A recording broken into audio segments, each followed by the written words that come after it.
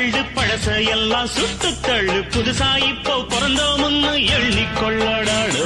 தை போறக்கும் நாளை விடியும் நல்ல வேளை பொங்கப்பாலு வெள்ளம் போல பாயலாம். அச்சு வெள்ளம் பச்சரிசி வெட்டி வச்ச செங்கரும்பு அத்தனையும் தித்திக்கிற நாள்தான்.